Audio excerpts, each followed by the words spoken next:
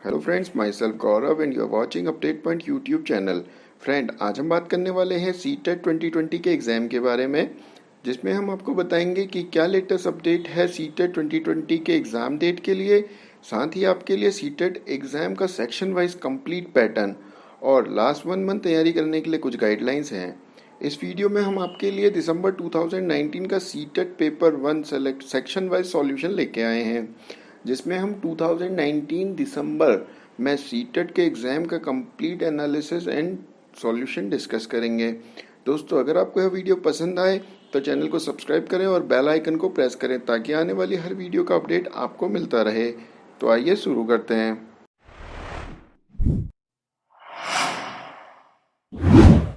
बात करें CTET paper 1 exam pattern की, तो यह पेपर 5 सेक्शन में डिवाइड होता है, जिसमें 30 question child development and pedagogy से पूछे जाते हैं, 30 क्वेश्चन मैथमेटिक्स से, 30 क्वेश्चन एनवायरमेंट स्टडीज से पूछे जाते हैं। साथ ही 2 लैंग्वेज कंपलसरी सेक्शन होते हैं, जिसमें 30 क्वेश्चन ईच सेक्शन से पूछे जाते हैं। अगर टोटल नंबर ऑफ क्वेश्चन की बात करें तो टोटल 150 क्वेश्चन पूछे जाते हैं और ईच क्वेश्चन 1 मार्क्स कंटेन करता है, तो 150 मार्क्स का पेपर होता है। और क्वेश्चन पेपर सॉल्व करने के लिए 2 और 30 मिनट का टोटल टाइम दिया जाता है।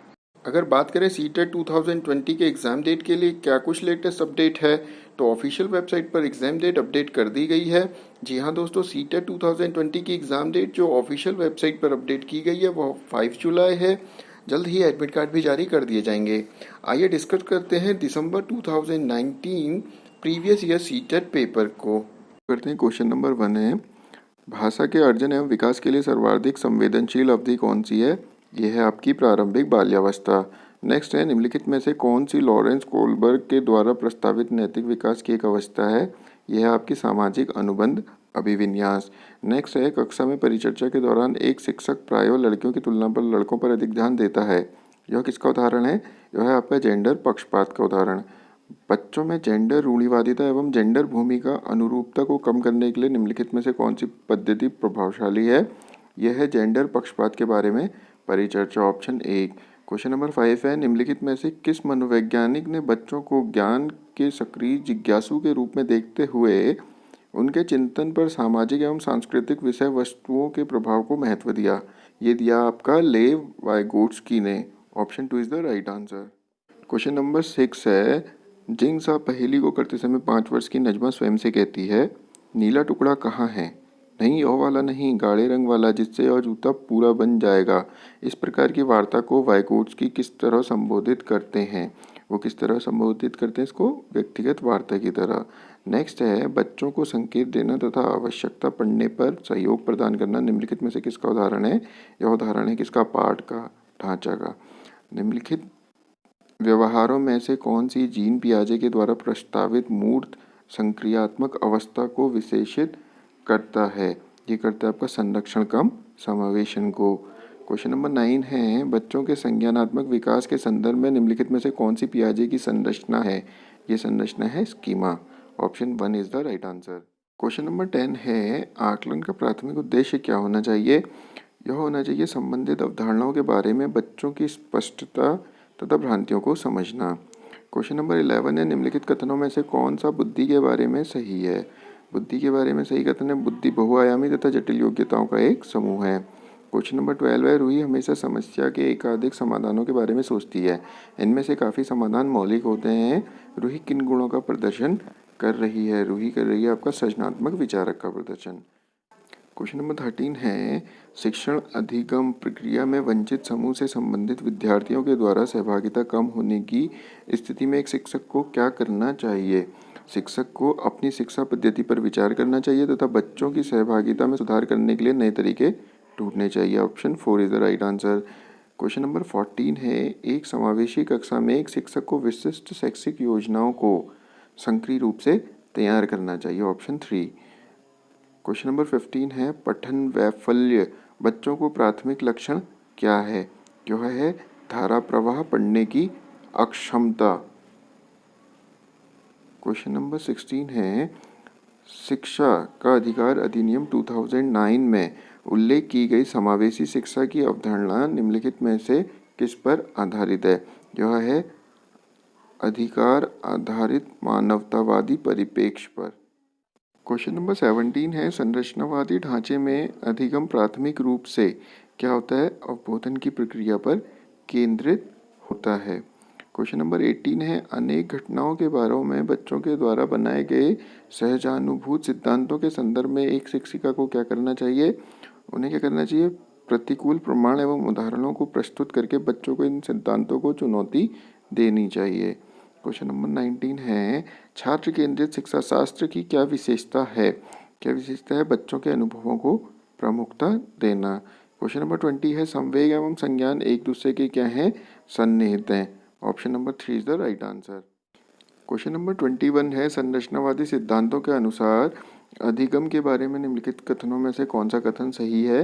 यह है, अधिगम सक्रिय विनियोजन के द्वारा ज्ञान की संरचना की प्रक्रिया है। क्वेश्चन नंबर 22 है, विद्यार्थियों को स्पष्ट उदाहरण एवं गैर उदाहरण देने का क्या परिणाम है? इससे क्या होगा? अवधारणा परिवर्तनों को प्रोत्साहित करने के लिए यह एक प्रभावशाली तरीका है। क्वेश्चन नंबर 23 है, बच्चों को अधिगम गतिविधियों में भागीदारी करने के लिए लगातार पुरस्कार देना एवं दंड का प्रयोग करने से क्या प्रभाव पड़ता है? इससे क्या होगा? अधिगम में बच्चों के स्वाभाविक अभिरुचि तथा जिज्ञासा कम होती है। क्वेश्चन नंबर 24 है, निम्नलिखित में से कौन सी प्रथाएं सार्थक अधिगम को बढ़ावा देती हैं? अगर बात करें सहयोगात्मक अधिगम, पर्यावरण और सतत एवं समग्र मूल्यांकन, तो ये दोनों जो हैं बढ़ावा देती हैं किसको? सार्थक अधिगम को। तो इसके लिए option number 2 is the right answer. Question number 25 है, शिक्षक बच्चों को जटिल अवधारणाओं की समझ को किस प्रकार सहज कर सकते हैं? ये कर सकते कैसे? अन्वेषण एवं परिचर्चा के लिए अवसर उपलब्ध करा के। नेक्स्ट क्वेश्चन है, एक प्राथमिक विद्यालय की अध्यापिका बच्चों को एक प्रभावशाली समस्या समाधानकर्ता बनने के लिए किस प्रकार से प्रोत्साहित कर सकती है? कैसे कर सकती है? बच्चों को सहजानुभूत अनुमान लगाने के लिए प्रोत्साहित करके तथा उसी पर आधारित विचार मंथन करके। सो option 4 is the right answer. Question number 27 है, निम्नलिखित अवधि में से किसमें शारीरिक वृद्धि एवं विकास तीव्र गति से घटित होता है? ये किसमें होता है? शैशवावस्था एवं प्रारंभिक बाल्यावस्था में। नेक्स्ट है, निम्नलिखित में से कौन सा विकास का सिद्धांत नहीं है? विकास का सिद्धांत कौन सा नहीं है? विकास सार्वभौमिक है तथा सांस्कृतिक संदर्भ से प्रभावित नहीं करते। Option number 4 is the right answer. Question number 29 है, वैयक्तिक विभिन्नताओं का प्राथमिक कारण क्या है? वो है आपका आनुवंशिक एवं पर्यावरण के बीच जटिल पारस्परिक क्रिया। Option number 4। क्वेश्चन नंबर 30 है, निम्नलिखित में से कौन सा द्वितीयक सामाजिकरण एजेंसी का उदाहरण है? यह आपका विद्यालय एवं मीडिया, इसको क्या नाम से जाना जाता है?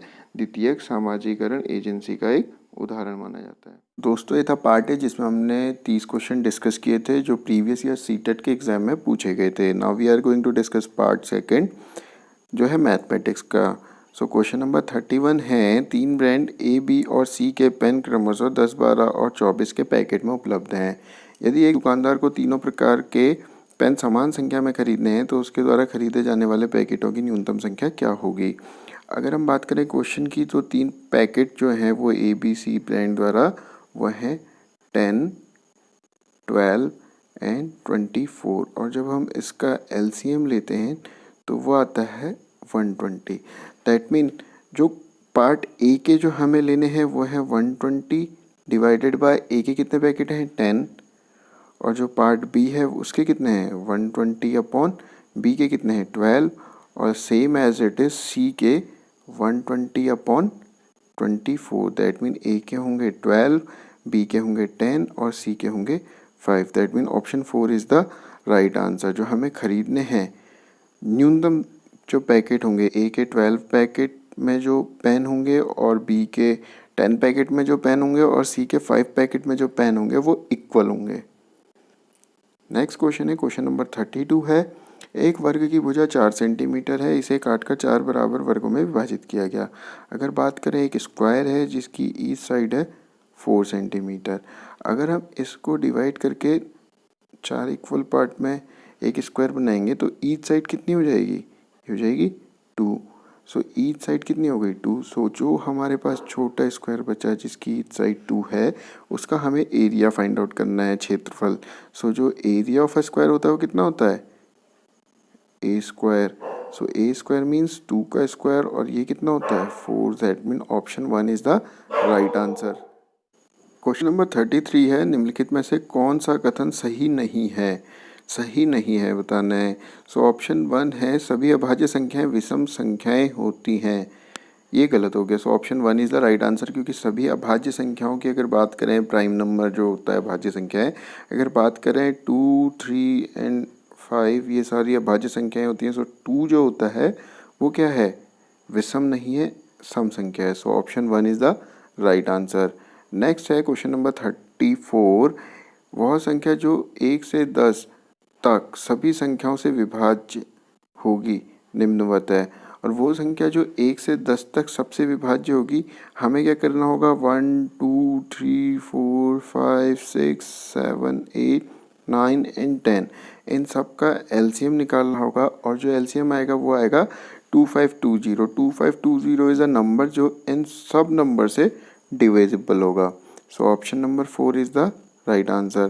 क्वेश्चन नंबर 35 है, आयशा के पास केवल 5 रुपये और 10 रुपये के सिक्के हैं। अगर बात करें कितने के 5 रुपीज़ के और 10 रुपीज़ के कॉइन है। यदि उसके पास सिक्कों की कुल संख्या, लेट अस कंसीडर 5 रुपये के उसके बाद एक्स सिक्के हैं और 10 रुपये के उसके पास वाई सिक्के हैं। यदि उसके पास सिक्कों की कुल संख्या जो है 25 है, अगर उसके पास सिक्कों की कुल संख्या 25 है और टोटल जो है मनी है वो 160 रुपीज़ है। अगर 5 रुपीज़ के एक्स हैं तो ये कितने हो जाएंगे 5x और कितने 10 वाई के 10 हैं तो 10y और ये टोटल जो अमाउंट है वो कितना है 160 रुपीज़ है। अब जब हम इस इक्वेशन को सॉल्व करेंगे हमें फर्स्ट इक्वेशन को मल्टीप्लाइड करना पड़ेगा 5 से। तो अगर हम इसको 5 से मल्टीप्लाइड करते हैं तो ये हो जाएगा 5x 5y एंड 25 5 जा 125। जब हम इस इक्वेशन को सॉल्व करते हैं यहाँ से जो हमारी आएगी माइनस का 5y इज इक्वल टू ये कितना हो जाएगा 35। सो दैट मीन यहाँ से जो y की वैल्यू आएगी वो आएगी 7। ठीक है फ्रेंड्स। और अगर y की वैल्यू 7 है और y की वैल्यू अगर हम पुट करते हैं इस इक्वेशन में तो यहाँ से अगर हम x की वैल्यू फाइंड आउट करेंगे ये जाएगा कितना 70 और 160 माइनस अगर हम 70 करते हैं तो वो आ जाता है हमारा कितना 90। और 90 को जब हम डिवाइड करेंगे 5 से तो वो कितना आ जाएगा 18। सो दैट मीन x की जो वैल्यू आएगी वो आएगी हमारी 18। सो दैट मीन यहाँ से जो हमारी दो वैल्यू आई है x की वैल्यू 18 और y की वैल्यू 7। अगर हम देखें x की जो वैल्यू आई है वो 18 आई है, y की जो वैल्यू आई है वो 7 आई है। नेक्स्ट वो पूछा है तो उसके पास 5 रुपये और 10 रुपये के सिक्कों की संख्या क्या होगी। तो ये कितनी आ गई 18 और 7। So that mean option number 1 is the right answer. Question number 36 है, मान ज्ञात कीजिए, जो एक सिंप्लीफिकेशन का क्वेश्चन है। अगर हम इस क्वेश्चन में बॉडमास थ्योरम यूज़ करते हैं तो ये जो वैल्यू हो जाएगी 21 इज डिवाइडेड बाय 7 ये हो जाएगी 3 माइनस अगर हम 12.5 इंटू 3 को मल्टीप्लाइड करेंगे 37.5 हो जाएगा। और अगर हम इसको मल्टीप्लाइड करेंगे 17.5 इंटू 3 तो ये कितना हो जाएगा 52.5। अगर हम ये माइनस अगर हम इसको देखें तो ये कितना हो जाएगा 40.5 और ये है 52.5। तो यहाँ से इजीली वैल्यू आ जाएगी 12। सो option number 2 is the right answer. Next है, एक बाग के वृक्षों में नीम के वृक्षों की संख्या 1/6 भाग है। आधे वृक्ष अशोक के तथा शेष यूकेलिप्टस के हैं। यदि नीम के वृक्षों की संख्या 5 है। सो देखिए क्वेश्चन, इसने क्वेश्चन को खुद ही ईजी बना दिया। अगर वो बोल रहा है वृक्षों में नीम के वृक्षों की संख्या टोटल क्या है 1/6। लेट अस कंसीडर टोटल जो प्लांट है वो x है, इसका 1/6 कितने हैं नीम के पेड़ प्लांट हैं।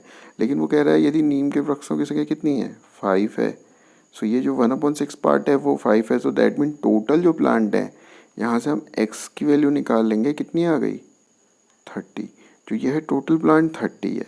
अब अगर हम देखें आधे वृक्ष अशोक के हैं, अशोक के जो वृक्ष रहेंगे कितने, 30 का हाफ होंगे तो वो हो जाएंगे 15।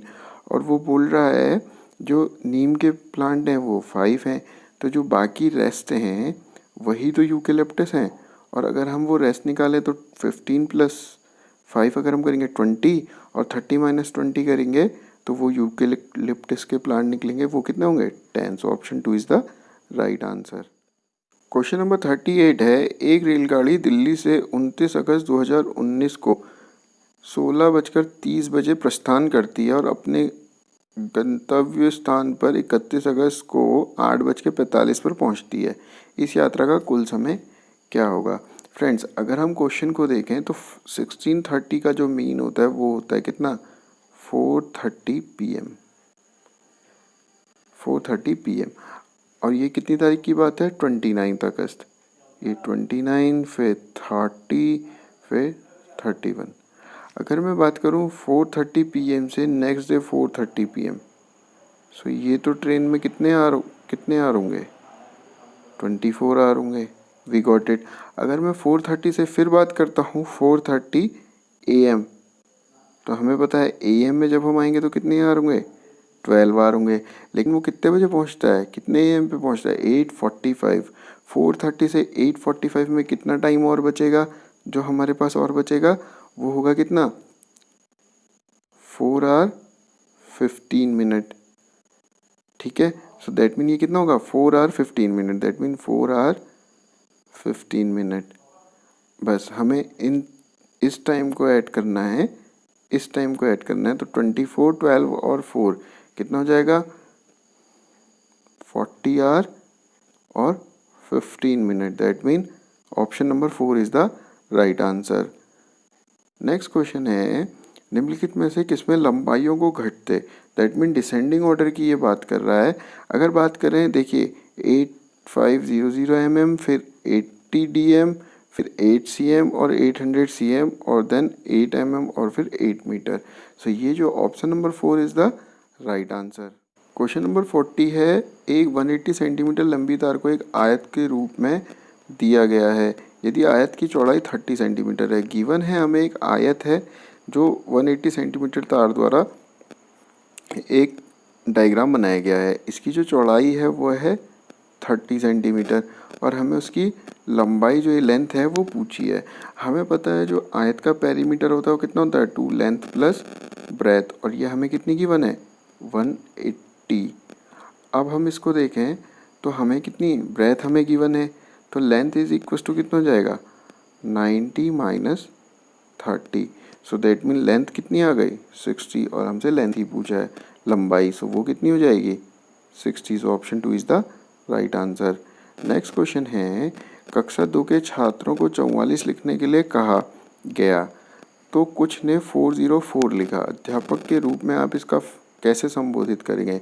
हम उसे मूर्त पदार्थ से विनिमय नियम समझाएंगे। Option 2 is the right answer. Next है, गणित के प्राथमिक पाठ्यक्रम में प्रतिचित्रण का परिचय देने का मुख्य प्रयोजन है, क्या है, त्रिविम विचार क्षमता को प्रोत्साहित देना और अनुपातिक विवेचन को प्रोत्साहित देना। That mean option A and B both. So option 3 is the right answer. Question number 43 है, NCF राष्ट्रीय पाठ्यचर्या 2005 के अनुसार निम्नलिखित में से कौन से विषय प्राथमिक विद्यालय में गणित पाठ्यक्रम का भाग नहीं है। तो ये जो भाग नहीं है ये कौन नहीं है, अनुपात। सो option 4 is the right answer. Next question है, क्वेश्चन नंबर 44, सूत्र का प्रयोग किए बिना अध्यापक निम्नलिखित में से किन साधनों शिक्षण अधिगम सामग्री का प्रयोग यह दर्शाने के लिए कर सकता है, विभिन्न आयामों वाले दो आयतों का क्षेत्रफल समान हो सकता है। किसका प्रयोग कर सकता है, ग्राफ पेपर का और टाइल का। So that mean option number 2 B and D is the right answer. Question number 45 है, निम्नलिखित में से गणित में उपलब्धि कम होने का कारण क्या हो सकता है। क्या हो सकता है, सामाजिक सांस्कृतिक पृष्ठभूमि। सो option 2 is the right answer. Question number 46 है, यह समझाने के लिए कि 1/4 1/3 से छोटा है, निम्नलिखित में से कौन सी योजना सबसे अधिक उपयुक्त मानी जाती है। कौन सी मानी जाती है, कागज की पट्टी का प्रयोग। ये जो विधि है ये बहुत उपयुक्त मानी जाती है बच्चों को समझाने के लिए। नेक्स्ट क्वेश्चन है, प्राथमिक कक्षाओं में बच्चों को गणित पढ़ाने के लिए बनाई जाने वाली पाठ्य योजना का निम्नलिखित में से कौन सा अति महत्वपूर्ण पहलू है? जो अति महत्वपूर्ण पहलू है वह है विद्यार्थियों को अवसर देने की वे संकल्पनाओं की संरचना करें। So option 3 is the right answer. Question number 48 है, निम्नलिखित में से किसे संरचनात्मक गणितीय कक्ष का लक्षण नहीं माना जा सकता है? किसे नहीं माना जा सकता है? प्राथमिक स्तर पर आकलन के लिए विषयपरक प्रकार की परीक्षा का उपयोग किया जाता है। Option 3 is the right answer. Next question है, निम्नलिखित में से कौन से कथन की सहमति गणित की संरचना से की जा सकती है? किसकी की जा सकती है? मानस दर्शन गणित का महत्वपूर्ण पहलू है। Option 4 is the right answer. Question number 50 है, निम्नलिखित में से कौन सा क्रियात्मक बच्चों के त्रिविम समक्ष को विकसित करने के लिए अधिक उपयुक्त है? बोतल के ऊपरी दृश्य को चित्रित करना। सो option 1 is the right answer. Next question है, गणित के अधिगम के संबंध में निम्नलिखित में से क्या सही नहीं है? गणित में उत्कर्ष प्रदर्शन की प्रतिभा स्वाभाविक होती है। सो option 1 is the right answer. कुछ भी चीज़ स्वाभाविक नहीं होती है। क्वेश्चन नंबर 52 है, निम्नलिखित शाब्दिक समस्या के प्रकार को पहचानिए। मेरे पास 6 पेंसिल हैं, मनीष के पास मेरे से 2 अधिक हैं। मनीष के पास कितनी पेंसिल है? ये क्या है? तुलनात्मक, क्योंकि मनीष की और मेरे पास जो पेंसिल है उनकी तुलना की जा रही है। सो option number 1 is the right answer. Question number 53 है, हिंदू अरबी गणना प्रणाली के लिए निम्नलिखित में से कौन सा सही नहीं है? कौन सा सही नहीं है? इसमें आधार 2 की प्रणाली का पालन किया जाता है, ये सही नहीं है। So option 3 is the right answer. Question number 54 है, प्राथमिक स्तर पर ज्यामिति के अध्ययन के लिए वांछनीय प्रक्रिया पहचानिए। प्रक्रिया क्या है? बच्चों को प्रचुर अवसर दिए जाने चाहिए कि वे दिक्स्थान की अंतर्दर्शी समझ को विकसित कर सके। सो option number 3 is the right answer. Next question है, निम्नलिखित में से क्या गणितीय तर्कण का सूचक है? गणितीय तर्कण का सूचक क्या है? वह है गणितीय प्रक्रिया को तर्कसंगतता देने की क्षमता। सो option number 2 is the right answer. Friends, question number 56 है, सुपर बाजार में सब्जियों की मूल्य सूची निम्नलिखित है। अगर बात करें मूल्य सूची की, वस्तु गिवन है, उसकी मात्रा गिवन है तथा मूल्य गिवन है। आइए बात करते हैं क्वेश्चन की। क्वेश्चन में वो कर रहा है, संजय ने हाफ के जी टमाटर लिए। अगर उसने 1 kg टमाटर 40 रुपीज़ के लिए, तो हाफ के जी टमाटर कितने के होंगे? 20 रुपीज़ के। साथ ही उसने 1 kg आलू लिए, 2 kg आलू 25 रुपीज़ के, तो 1 kg कितने के होंगे? 12.5 रुपीज़ के होंगे। और हाफ के जी गाजर, अगर 250 ग्राम गाजर 20 रुपीज़ का है, तो हाफ के जी कितना होगा? हाफ के जी में कितना ग्राम होता है? 500 ग्राम, तो 22 जा 40 रुपीज़ के गाजर होंगे। और 250 ग्राम मिर्च, 250 ग्राम, अगर 100 ग्राम 10 रुपीज़ के, तो 50 ग्राम कितने की होगी? 25 रुपीज़ की। और 6 नींबू खरीदे, अगर 4 नींबू 10 के हैं, तो 6 नींबू कितने के होंगे? 15 रुपीज़ के। उसने बिल क्लर्क काउंटर पे कितने रुपए दिए? 200 रुपीज़ दिए। तो उसके पास कितने रुपए वापस आएंगे? तो उसका जो टोटल बिल आया वो कितना आया? 112.5। दैट मीन 112.5 रुपीज़ का उसका बिल आया और उसने 200 का नोट दिया। तो उसके पास कितने रुपीज़ वापस आएंगे? वो निकलेगा, और ये कितना हो जाएगा? 87.5। दैट मीन उसके पास कितने रुपीज़ वापस आएंगे? 87.5। That mean option number 2 is the right answer. Question number 57 है, देखिए पॉइंट है, मैं 2 अंकों की संख्या हूँ। अगर ऑप्शन में देखें तो 4 के 4 2 अंकों की संख्या है। ठीक है फ्रेंड्स। नेक्स्ट है, दाही के स्थान पर अंक और इकाई के स्थान पर अंक क्रमिक अभाज्य संख्या है। अगर देखें, फर्स्ट भी अभाज्य संख्या है, थर्ड भी अभाज्य संख्या है, फर्स्ट भी अभाज्य संख्या है। ठीक है। और अगर बात करें प्राइम नंबर है, तो सेकंड भी प्राइम नंबर है। अंकों का योग 3 और 4 का गुणज है। अगर अंकों के योग की बात करें, यह जाएगा 12, और ये 3 और 2 5 आ जाएगा। ये 5 और 3 8 आ जाएगा और 3 और 1 4 आ जाएगा। तो लेकिन किसके 3 और 4 दोनों के गुणज, तो वो सिर्फ और सिर्फ ऑप्शन 1 है। सो option 1 is the right answer. Next question है, एक रेलवे स्टेशन पर कार पार्किंग की पार्किंग दर निम्नलिखित रूप से चित्रित की गई है। अगर 2 घंटे तक पार्किंग होगी तो 50 रुपये, 2 घंटे से ऊपर और 5 घंटे तक होगी तो 75 रुपये, और अगर 5 घंटे से ज़्यादा होगी तो 8 घंटे तक प्रति अतिरिक्त घंटा। इस तरीके से अगर 8 घंटे से ऊपर और 12 घंटे तक 150 रुपीज़, और 12 घंटे से ऊपर और 24 घंटे तक 250 रुपीज़। राजीव ने अपनी कार, अब क्वेश्चन पे आते हैं, राजीव ने अपनी कार 7 AM पर पार्क किया और उसे उस दिन ही लेने वह 4:30 PM पर गया। अगर वो 7 बजे पार्क करता है और 4:30 PM पर लेने जाता है तो कितने आवर लगते हैं? तो ये कितने हो जाएंगे? 9 आवर। कितने आवर हो जाएंगे? 9 आवर और कितने मिनट? 30 मिनट। ठीक है। अब उसने बोला उसे कितने रुपए भुगतान करने पड़ेंगे। अगर देखिए 9 आवर से ऊपर हुए हैं तो ऑप्शन नंबर डी जो है 8 आवर से ऊपर और 12 आवर तक हमें कितने रुपीज़ पे करने हैं? 150 rupees. So 150 is the right answer. और 150 कौन सा ऑप्शन है? ये है option number 2। So option number 2 is the right answer. Question number 59 है, आरोही क्रम में व्यवस्थित करने पर निम्नलिखित में कौन सी संख्या तृतीय स्थान पर है? अगर हम आरोही में लिखेंगे तो हमें असेंडिंग ऑर्डर पे लिखना है छोटे से बड़ा। अगर छोटे से बड़े की बात करें तो ये जो आएगा वो नंबर 1 आएगा, और उसके साथ साथ अगर हम देखें नंबर 2 क्या आएगा, तो ये आएगा नंबर 2। अगर बात करें नंबर 3 की, तो ये आएगा नंबर 3। देन हमें निकालना है नंबर 4 एंड देन नंबर 5। हमें कौन से नंबर की संख्या बतानी है? थर्ड नंबर की कितनी है? 7.07। That mean option 3 is the right answer. Now बात करते हैं क्वेश्चन नंबर 60 की। एक 5 अंकों की संख्या में दहाई के स्थान का अंक 8।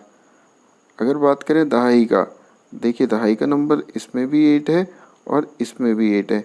बाकी ऑप्शन 2 में नहीं है तो ऑप्शन 2 नहीं होगा, ऑप्शन 3 नहीं होगा।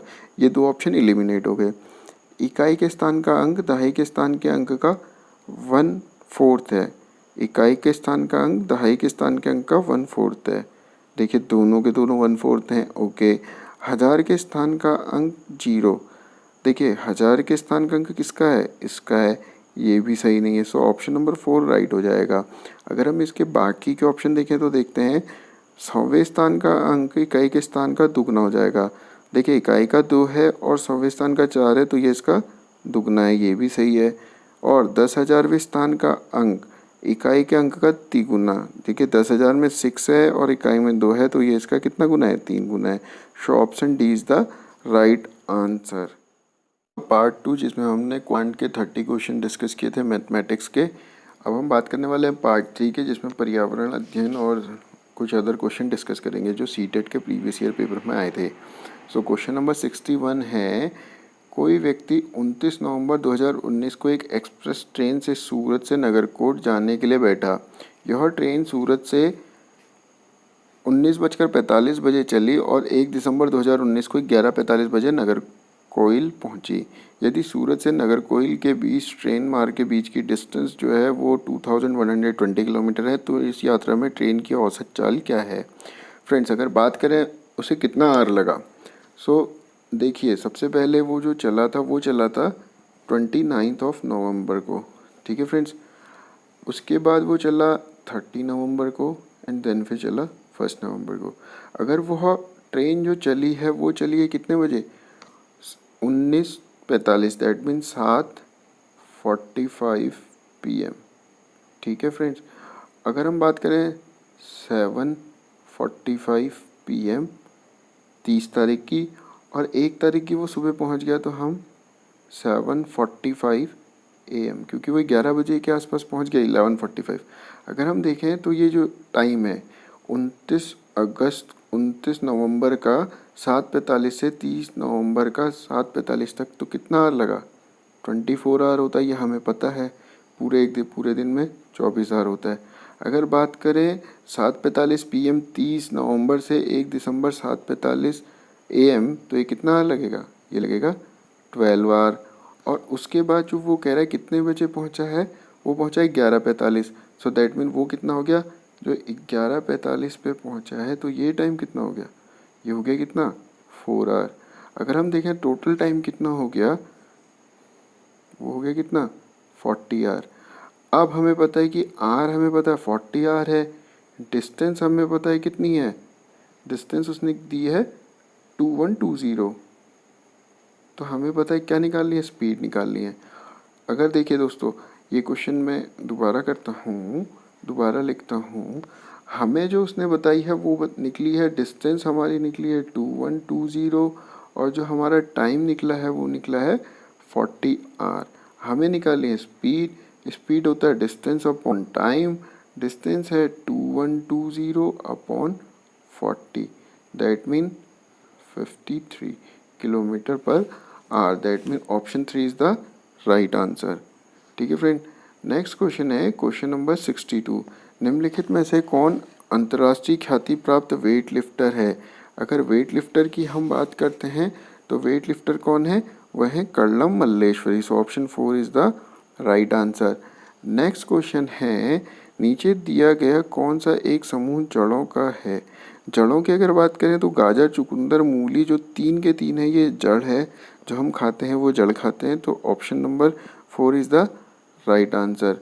क्वेश्चन नंबर 64 है, रेगिस्तानी ओक नाम का एक पेड़ है जो पाया जाता है, कहाँ पाया जाता है? ये पाया जाता है ऑस्ट्रेलिया में। सो option 2 is the right answer. Question number 65, nepenthes वह पौधा जो शिकार करता है के विषय में नीचे दिए गए कथनों में विचार कीजिए। यह पौधा ऑस्ट्रेलिया, इंडोनेशिया और भारत के मेघालय में पाया जाता है। ठीक है। इसका आकार घड़े जैसा होता है और इसके मुंह में एक पत्ती से ढका होता है। जी हाँ दोस्तों, ऑप्शन ए और B, so both are right. ठीक है friends, A and B. Next question है क्वेश्चन नंबर 66 है, भारत की आज़ादी के पहले महात्मा गांधी ने जिस दांडी के समुद्र तट पर अपनी प्रसिद्ध यात्रा की थी, वह भारत में नीचे दिए गए किस राज्य में है? अगर बात करें वह किस राज्य में है, तो वो कहाँ है? गुजरात में, जो दांडी यात्रा चालू हुई थी। ठीक है फ्रेंड्स। क्वेश्चन नंबर 67 है, उच्च ज्वर, तेज बुखार के साथ कपकपी, जिसका उपचार सिकोना पेड़ की छाल से किया जा सकता है, वह कौन सी बीमारी है? अगर बात करें सिकोना छाल की, तो वो कौन सी है? Malaria. Option 2 is the right answer. Question number 68 है, किसी डॉक्टर का घर एक्स पर स्थित है तथा उसका अस्पताल वाई पर स्थित है। डॉक्टर का घर से अस्पताल जाने की कोई सीधी सड़क नहीं है, अतः डॉक्टर पहले ए पर जाते हैं जो एक्स के ठीक पूर्व में, एक्स के पूर्व में 600 मीटर पर ए है। ठीक है फ्रेंड्स। फिर वह बी पर जाते हैं जो ए के दक्षिण में 450 मीटर पर है। ए के दक्षिण पर बी पर जाते हैं जो कितने मीटर पर है? 450 मीटर पर है। ठीक है। फिर वह सी पर जाते हैं जो बी के पश्चिम में 120 पर है, 120 मीटर पर सी के पास जाते हैं। और अंत में वह सी से वाई पर जाते हैं जो अपने अस्पताल से सी के ठीक उत्तर में है। वाई पर जाते हैं जो कितने में है? 90 में है। अब वो पूछ रहा है अस्पताल के सापेक्ष घर की सही दिशा। अगर बात करें अस्पताल के सापेक्ष घर की सही दिशा, तो ये क्या होता है? ये पूरब है, ये पश्चिम है और ये उत्तर है। सो ये क्या हो गया? उत्तर पश्चिम। सो उत्तर पश्चिम is the right answer. That mean option 2 is the right answer. Next question है क्वेश्चन नंबर 69 है, चेराव नाच कहाँ के लोग करते हैं? चेराव जो नाच है वो किया जाता है कहाँ? मिजोरम में। ठीक है फ्रेंड्स। नेक्स्ट क्वेश्चन है क्वेश्चन नंबर 70 है, तमिलनाडु के निकटवर्ती राज्य हैं। अगर तमिलनाडु के निकटवर्ती राज्य की बात करें तो वह है कौन से? आंध्र प्रदेश, केरल और कर्नाटक। सो option 4 is the right answer. Next question है, NCF 2005 के अनुसार निम्नलिखित में से क्या प्राथमिक स्तर पर पर्यावरण अध्ययन शिक्षण का उद्देश्य नहीं होना चाहिए? क्या नहीं होना चाहिए? पर्यावरण समझ के द्वारा बच्चों में सटीक संख्यात्मक कौशल का विकास करना। सो option 4 is the right answer. Question number 72 है, पर्यावरण अध्ययन कक्षाओं 3 से 5 के लिए एक विषय क्षेत्र है जो संकलित करता है। संकलित क्या करता है? पर्यावरण शिक्षा, सामाजिक अध्ययन और विज्ञान की अवधारणाओं और मुद्दों को। सो option 2 is the right answer. Next question है, निम्नलिखित में से क्या पर्यावरण अध्ययन के संदर्भ में सही है? क्या सही है पर्यावरण संदर्भ के अध्ययन में? 1 से 2 की कक्षाओं के लिए भाषा और गणित के माध्यम से पर्यावरण अध्ययन पढ़ाया जाता है। सो option 2 is the right answer. Next question है, बच्चों में को पर्यावरण अध्ययन को सीखने के लिए खोजने के द्वारा पर्याप्त समय दिया जाता है। यह इंगित करता है कि पर्यावरण अध्ययन बाल केंद्रित है। So option 3 is the right answer. Question number 75 है, निम्नलिखित में से कौन सा पर्यावरण अध्ययन पाठ्यक्रम को सुझावित प्रकरणों का उप प्रकरण है? क्या है? जानवर। So option 3 is the right answer. 76 है, निम्नलिखित में से क्या पर्यावरण अध्ययन के शिक्षक के लिए वांछनीय गतिविधि है? क्या है वांछनीय गतिविधि? ये है आपकी विभिन्न कक्षाओं को बहुसांस्कृतिक क्षेत्रों को संबोधित करना। Option number 1 is the right answer. Next question है, निम्नलिखित में से क्या पर्यावरण अध्ययन में बच्चों के द्वारा ज्ञान की रचना में महत्वपूर्ण है? क्या है? बच्चों को सक्रिय भाग लेना, बच्चों को समुदाय के सदस्य, और थर्ड पर्यावरण के अध्ययन में पाठ्य पुस्तकें। So that mean ABC is the right. So option number 1 is the right answer. Question number 78 है, बच्चों को पर्यावरण अध्ययन सीखने के प्रभावशाली तरीके से जोड़ा जाता है। कैसे? वृत्तांत और कहानियों के द्वारा। वृत्तांत मतलब नरेटिव और स्टोरीज के द्वारा जोड़ा जा सकता है। So option A and B so is the right answer. Question number 79 है, पर्यावरण अध्ययन के शिक्षक के द्वारा बच्चों को जानवरों के अवलोकन और उसका चित्र बनाने के लिए प्रेरित करने का उद्देश्य है। क्या है उद्देश्य? बच्चों के सृजनात्मकता का विकास, बच्चों के अवलोकन और रचना कौशल का विकास और बच्चों के सौंदर्यगत संवेदना का विकास करना। So option ABC is the right answer. ठीक है फ्रेंड्स, 79 का ABC। So option 4 is the right answer. पर्यावरण अध्ययन में शिल्पकला और चित्रकला को समूह में करके सीखने पर बल दिया जाता है क्योंकि समूह में सीखना सहपाठी द्वारा सीखने को प्रोत्साहित करता है और समूह में सीखना कक्षा में सामरिक अंतरक्रिया को बेहतर करता है। So option B and C is the right answer. Next question है, निम्नलिखित में से क्या पर्यावरण अध्ययन को सीखने में सबसे प्रभावशाली संसाधन है? क्या है? एक है परिवार के सदस्य, समुदाय के सदस्य और समाचार पत्र। So option ABC is the right answer. So option 3 is the right answer. Next question है, निम्नलिखित में से कौन से सिद्धांत का पर्यावरण अध्ययन में अनुसरण होता है? किसका? ज्ञात से अज्ञात। सो option 4 is the right answer. Question number 83 है, निम्नलिखित में से कौन सा पर्यावरण अध्ययन में सीखने का रचनात्मक आकलन का साधन नहीं है? कौन सा नहीं है? वार्षिक उपलब्धि परीक्षण। Option 4 is the right answer.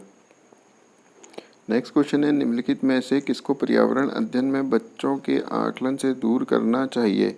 इसे करना चाहिए बच्चों के उत्तरों को सही या गलत में आंकना। So option 1 is the right answer. Next question है, एक कक्षा 5 में शिक्षक एक क्रियाकलाप का संचालन करती है जिसमें वह कक्षा के बच्चों से फर्श पर चीनी के कुछ दाने डालने को कहती है और उनसे चींटियों के आने का इंतजार करने को कहती हैं। बच्चों के इस क्रियाकलाप के अर्थपूर्ण सीखने को मिल सकता है यदि शिक्षक बच्चों की क्रियाकलाप का अवलोकन, अनुभव साझा और उस पर चर्चा करने को प्रेरित करती है। Option 3 is the right answer. Question number 86 है, नीचे दी गई सूची पर विचार कीजिए। कछुआ, घड़ियाल, कौवा, बतख, मछली। सूची में निम्नलिखित में से कौन सा दूसरे से भिन्न है? कौन सा भिन्न है? ये है कौवा। ठीक है फ्रेंड्स, कौवा उड़ने वाला है, बाकी कोई नहीं है। ठीक है फ्रेंड्स, नेक्स्ट है बाकी और जो है मछली, घड़ियाल, कछुआ पानी में रह सकते हैं, कौवा नहीं रह सकता है। ठीक है फ्रेंड्स, 86। क्वेश्चन नंबर 87 है जिसमें हमने मैच द कॉलम करना है। अगर बात करें हांगकांग को तो हांगकांग में पकाया हुआ सांप है और अगर बात करें केरल को, किसी भी करी के साथ उबला टेपिओका। और अगर बात करें कश्मीर की, तो कश्मीर जो है सरसों के तेल की बनी मछली। और अगर बात करें गोवा की, तो गोवा में क्या है, नारियल के तेल की बनी हुई समुद्र की मछली। Option 2 is the right answer. ठीक है फ्रेंड्स, नेक्स्ट क्वेश्चन है, नीचे दिए गए पक्षियों में कौन सी प्रजाति झटके में अपनी गर्दन आगे पीछे करती है? ये कौन सी प्रजाति है? ये है मैना। सो option 4 is the right answer. Friends, question number 89 है, घरों के नीचे दिए गए विवरणों पर विचार कीजिए। राजस्थान के गांवों के लोग मिट्टी के घरों जिनकी छतें कंकीली झाड़ी की होती है में रहते हैं। ठीक है। और नेक्स्ट है, लेह के पत्थर 2 मंजिले घर बनाए जाते हैं, नीचे की मंजिल पर जरूरत का सामान और जानवरों को रखते हैं। So A and C is the right answer. Option 3 is the right answer. Next है, 90 हाथियों के विषय पर नीचे दिए गए कथनों पर विचार कीजिए। अगर बात करें हाथियों की, तो हाथी बहुत कम आराम करते हैं, यह एक दिन में केवल 2 से 4 घंटे ही आराम करके सोते हैं। सही है। नेक्स्ट है, इन्हें पानी और कीचड़ में खेलना बहुत भाता है, इससे इनके शरीर में ठंडक मिलती है। राइट है। नेक्स्ट है, किसी हाथियों के झुंड में सबसे बुजुर्ग हाथिनी ही सभी फैसले लेती है। सो 1 A, C and D is the right answer. Friends, वो तो ये था पार्ट 3 जिसमें हमने 30 क्वेश्चन डिस्कस किए थे। Now we are going to discuss part 4 जो है लैंग्वेज 1 इंग्लिश का। तो आइए शुरू करते हैं। इसमें क्वेश्चन नंबर 91 टू 99 पैसेज है। आई वांट कि आप इसको एक बार रीड कर लें या इसका स्क्रीनशॉट ले लें, उसके बाद हम क्वेश्चन शुरू करते हैं। ठीक है फ्रेंड्स।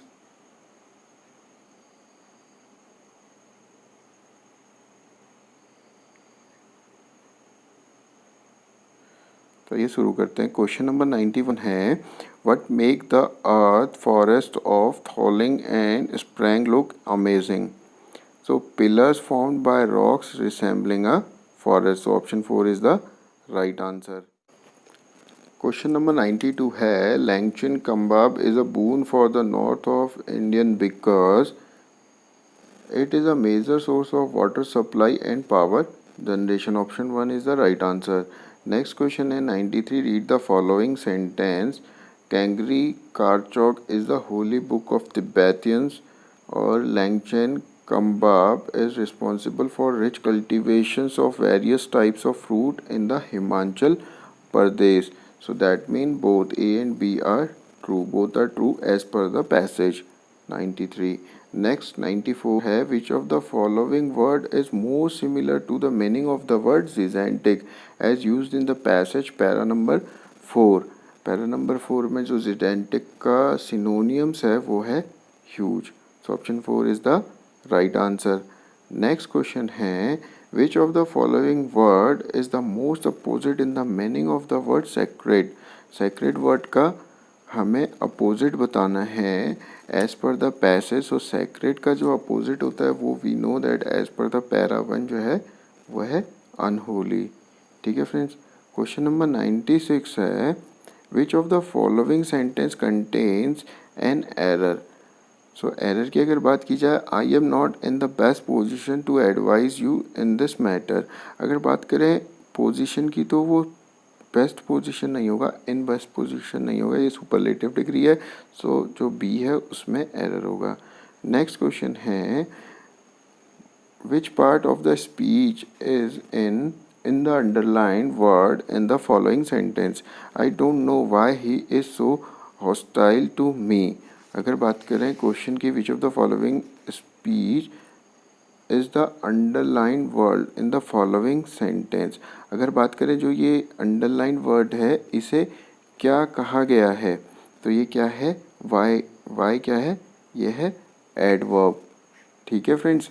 नेक्स्ट क्वेश्चन है लेक। नेक्स्ट क्वेश्चन है 98, लेक अनकंकरेबल रेफर्स टू। जो लेक अनकंकरेबल रिफर्स टू है वो क्या है? वो है lake Manasarovar. So option number 2 is the right answer. Question number 2 is the right answer. 99 है अकॉर्डिंग टू द कैंगरी कारचौक लैंगचेन कम्बाब does not is not. What is not? According to the Kagri Karchok, Langchin Kambab does not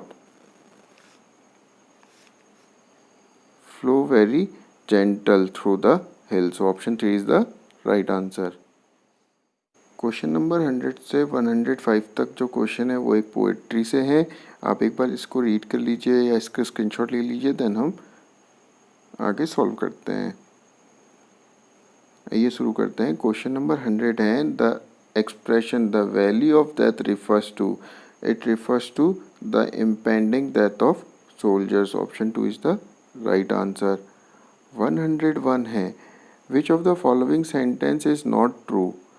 the military discipline teaches the soldiers to act tactfully in the battlefield. This is the option 3 is the right answer. Next है which of the following adjective does not apply to the soldier. Which of the adjective does not apply. It is patriotic.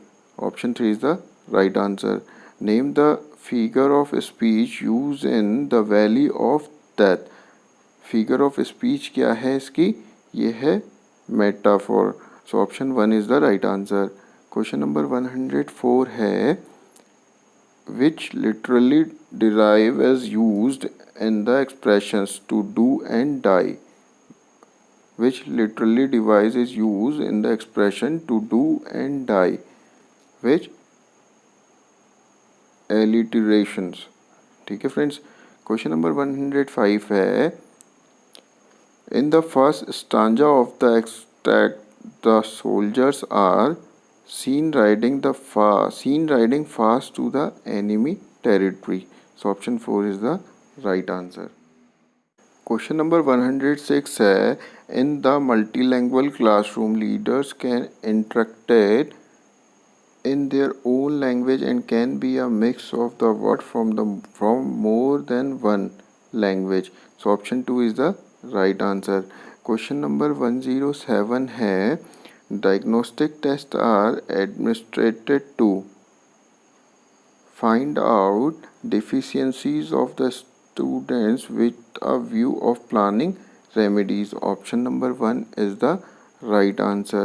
Question number 108 है structural approach gives more importance to reading and writing. So option 4 is the right answer. 109 है which among the following does not come under meaning based activities. Which of the following does not come under meaning based activities. Which of the following. It is reading out every word aloud and translating it. So option 4 is the right answer. Next है 110. Question number 110 है Does comprehension is the skill of reading a piece of text closely or intensely for the purpose of extracting specific information from the text, and which is that local comprehension. So option 3 is the right answer. Question number 111 है it is a type of writing in which the teachers provided the situation and helped the class to prepare it. The teacher continuously provides feedback, directions and expenses of idea to the learner, and that is guide writing. So option 2 is the right answer. Next question है a teacher asked the student of class 5 to read the text thoroughly. Then she asked them to answer the question with reference to the context. In the process, she is encouraging student for what? Intensive reading के लिए. ठीक है friends. 113 है the term comprehensible input is associated with. It is associated with Stephen Krashen. Question number 114 है which of the following is not a sub skill of reading, and that is synthesizing. Next question है which one of the following is least importance to enhancing speaking skills of children, that is asking close ended question. ठीक है friends.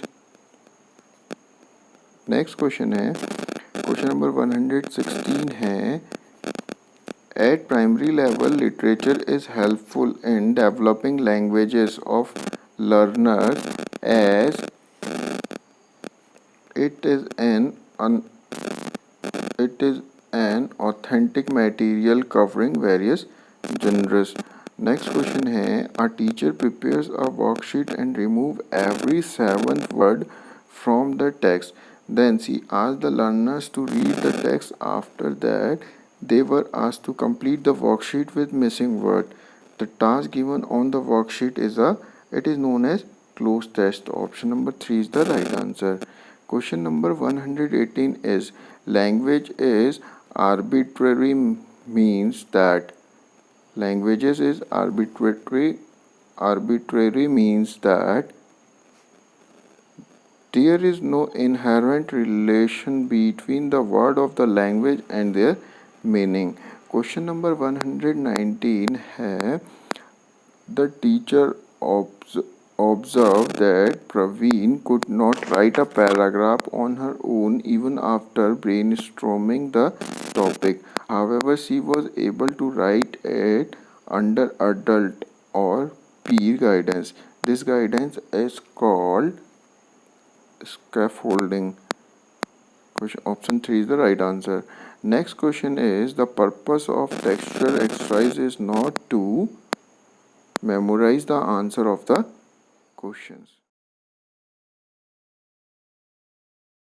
दोस्तों ये था part 4 जिसमें हमने English के 30 question discuss किए थे जो सीटेट 2019 दिसंबर में पूछे गए थे। Now we are going to discuss part 5 जिसमें हम हिंदी का सेक्शन डिस्कस करने वाले हैं। क्वेश्चन नंबर 121 से 128 तक के सभी प्रश्न एक गद्यांश हैं। एक बार आप गद्यांश को रीड कर लीजिए, उसके बाद हम प्रश्न शुरू करते हैं।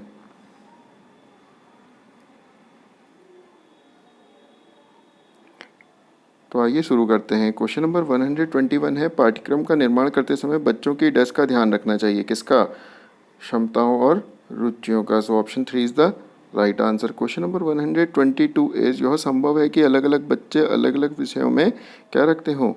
भिन्न भिन्न रुचियाँ रखते हो। So option 3 is the right answer. Next है पाठ्यक्रम में पाठ्य पुस्तकों का प्रायः नहीं होना चाहिए, लेकिन भारत में जो है यही है। इसी के बारे में ये पैसेज है, एक बार आप रीड करिएगा। क्वेश्चन नंबर 124 है बच्चों को यह छूट दी जानी चाहिए कि वे अपनी रुचि व क्षमताओं के अनुसार किसी विषय की विस्तृत जानकारी प्राप्त कर सके। यह स्थिति क्या है? सराहनीय है। Option number 1 is the right answer.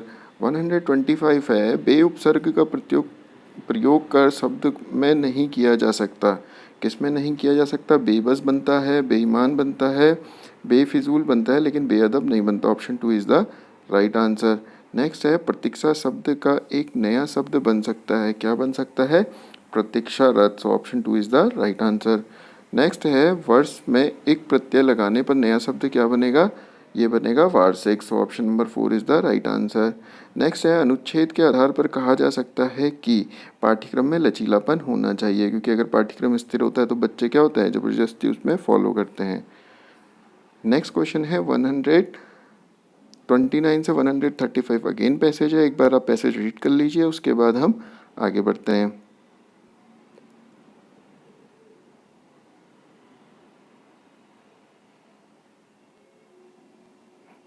तो ये था पैसेज। तो आइए क्वेश्चन शुरू करते हैं पैसेज का। क्वेश्चन नंबर 129 है ज्ञान के होने की अनिवार्य शर्त क्या है? अनिवार्य शर्त है सृजन और उत्पादन। Option 2 is the right answer. 130 है अनुच्छेद के आधार पर कहा जा सकता है कि गांव के लोग शिक्षित और अज्ञानी हैं। ठीक है फ्रेंड्स। क्वेश्चन 131 है गांव को ठीक से समझने के लिए ज़रूरी है स्वयं गांव में जाना। क्वेश्चन नंबर 132 है गांव को प्रयोगशाला क्यों कहा गया है? प्रयोगशाला इसलिए कहा गया है क्योंकि गांव में क्या है? ज्ञान को कर्म की कसौटी पर कसा जाता है।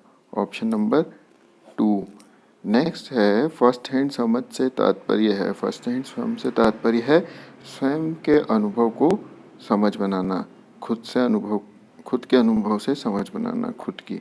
नेक्स्ट है क्वेश्चन नंबर 134, शिक्षित शब्द में प्रत्यय क्या है? प्रत्यय क्या होता है? शिक्षाधन एट, that mean option number 3 is the right answer. Next है गांव की छवि में क्या शामिल नहीं है? गांव की छवि में क्या शामिल नहीं है? कर्म, option number 4 is the right answer. Question number 136 है प्राथमिक स्तर पर कौन सी गतिविधि बच्चों की मौखिक अभिव्यक्ति के विकास में सबसे कम प्रभावी है? सबसे कम प्रभावी गतिविधि जो है घटना वर्णन करना, option number 1 is the right answer. मुहावरे और लोकोक्तियों के प्रयोग के संदर्भ में कौन सा कथन उचित है? ये भाषा प्रयोग को प्रभावी बनाते हैं, option 2 is the right answer. 138 है मीता ने सभी बच्चों को एक अनुच्छेद दिया जिसमें हर 5वें शब्द की जगह रिक्त स्थान था, जिसे बच्चों को भरना था। मीता ने किसका प्रयोग किया? क्लोज परीक्षण का। नेक्स्ट क्वेश्चन है बच्चों में डैश और डैश के माध्यम से लेखन कौशल का विकास किया जा सकता है। किसके माध्यम से? लिपि चिन्हों और अक्षर बनावट के माध्यम से। नेक्स्ट क्वेश्चन है क्वेश्चन नंबर 140, मुद्रिता अक्षर शौ और सौ बोलती है। मुद्रिता की भाषा शिक्षिका के रूप में आप इस स्थिति के बारे में क्या कहेंगे? तो मुद्रिता की शिक्षा स्थिति के बारे में कहा जाएगा कि मुद्रिता का भाषा ज्ञान का अभाव है। नेक्स्ट है निम्नलिखित में से कौन सा प्रश्न बच्चों की भाषा क्षमता के विकास में सर्वाधिक सहायक है? यह है तितली और कली ने क्या खेल खेला, क्योंकि ये इसको इंटरेस्टिंग बनाता है। नेक्स्ट है सामाजिक अंतःक्रिया की अवधारणा किसने दी? ये दी स्किनर ने। और नेक्स्ट क्वेश्चन नंबर 143 है स्किनर ने भाषा सीखने की प्रक्रिया में डैश पर सर्वाधिक बल दिया, किस पे दिया? अंतःक्रिया पर, option number 1 is the right answer. Question number 144 है बच्चों की भाषाई क्षमताओं के आकलन के लिए डैश सर्वाधिक सहायक है? सर्वाधिक सहायक है बच्चों को कक्षा में औपचारिक बातचीत, option number 2 is the right answer. Question number 145 है कौन सा प्रश्न कक्षा में बहुभाषिकता को पोषित करता है? बहुभाषिकता को पोषित करता है फूलों के नाम अपनी भाषा में लिखो। क्वेश्चन नंबर 146 है इस कहानी में पहाड़ी घाटी शब्दों का इस्तेमाल हुआ है, पहाड़ी इलाके से जुड़े शब्द सोचकर लिखे। यह अभ्यास प्रश्न किसका है? पर्यायवाची शब्दों से परिचय का।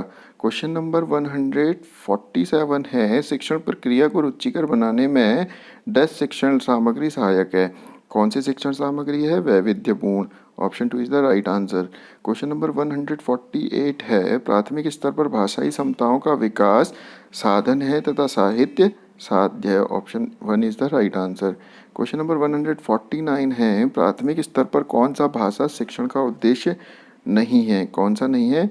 भाषा का सृजनशील एवं कल्पशील प्रयोग करना, option 2 is the right answer.